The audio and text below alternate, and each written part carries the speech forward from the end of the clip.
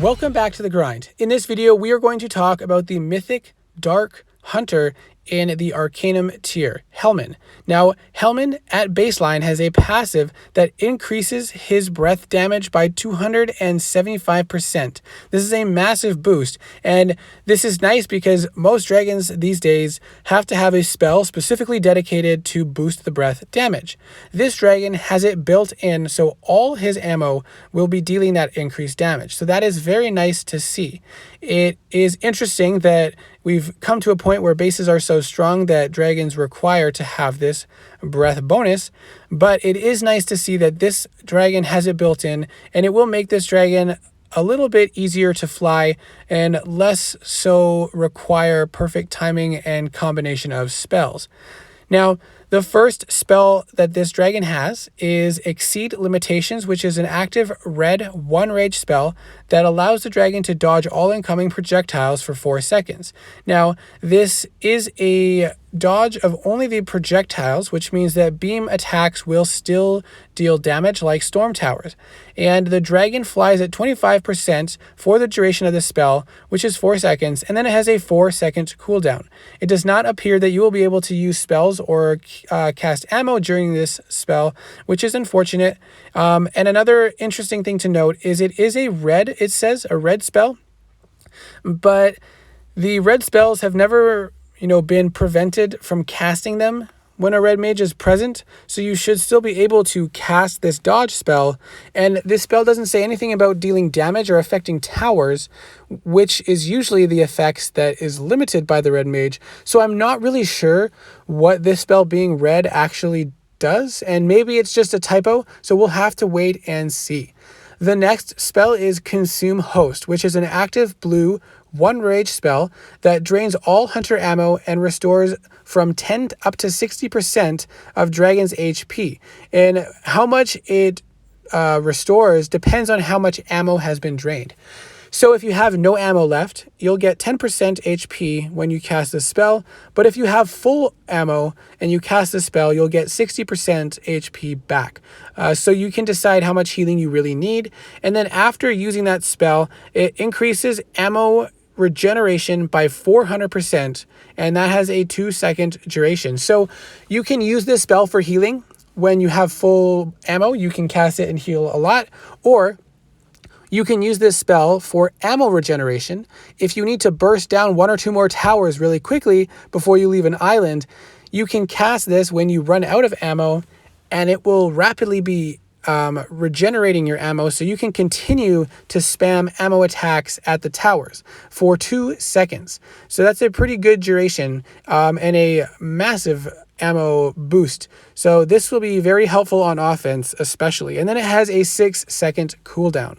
The next spell he has is a white spell called Improved Resistances, which is basically like the adaptive flak resist, where you toggle it from one resist to another and gain rage along the way. In this case, it's 2.5 or 0.25 rage, and it has a 1-second cooldown, and the resistances are different and kind of unique. So we have Howitzer Resist, which I don't believe we've ever seen on a dragon before, and then we have Lightning Resist and Fire Flak Resist. So the Howitzer and Lightning Resist are going to be huge for this dragon because he is somewhat limited in his defensive abilities. He does have that dodge for 4 seconds, but that never will prevent lightning tower damage because lightning towers are beam attacks. So you will want to use that lightning tower resist even if you're going into a cloak. The other thing is the cloak has a 4-second cooldown, so after that you will be exposed to the howitzer, at which point you might want to switch over to the howitzer resist. But something to make note of is you do have to cross through the fire flak resist at some point. So what might be beneficial is entering the island with the howitzer resist, so that as soon as you come out of the cloak, if the howitzer hits you, you will resist most of the damage, and then shift over to lightning resist because you do not get hit by the lightnings till typically a little bit delayed because they're usually placed on the far back of a long island. So that's something that you could keep in mind to make note of for this resist. So this dragon is a fairly basic, but it appears that it might be a effective dragon. It really depends on how fast you can burn through towers and how well you can manage a base when there is a defender. So with the increased bonus breath damage, you should be able to take out towers with 3 to 4 rounds of ammo. And with the dodge spell, you can enter an island, take out a couple towers, and then use the dodge spell to let ammo regenerate.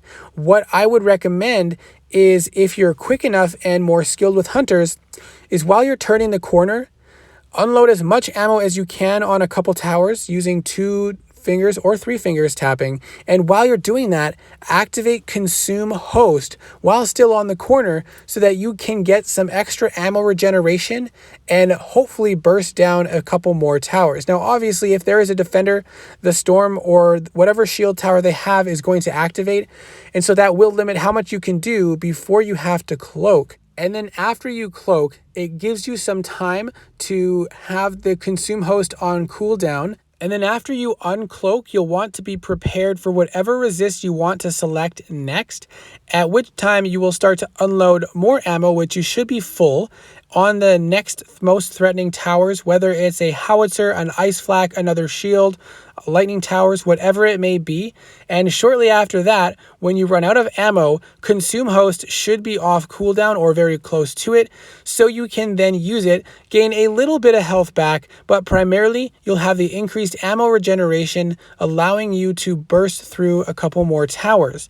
Now, because of that long 4-second cooldown on that cloak, you will kind of have to brawl through the base because you won't be able to kind of sneak out, burst a couple towers, and then shield or cloak yourself again. Unfortunately, the cooldown is just too long. So this dragon might be more dependent on an initial burst and then a quick burst once you come out of cloak the first time. So relying on the resistances, I think, is going to be critical.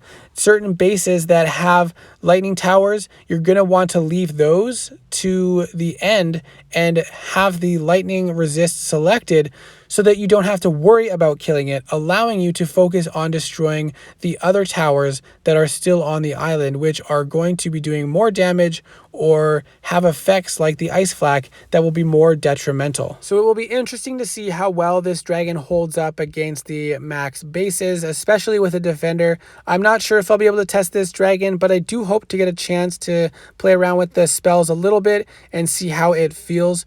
But let me know what your thoughts are on this so far, and if this is the dragon that you're going to go for. Check out my channel for the other Mythic Arcanum dragons, and I do hope to see you in the next video.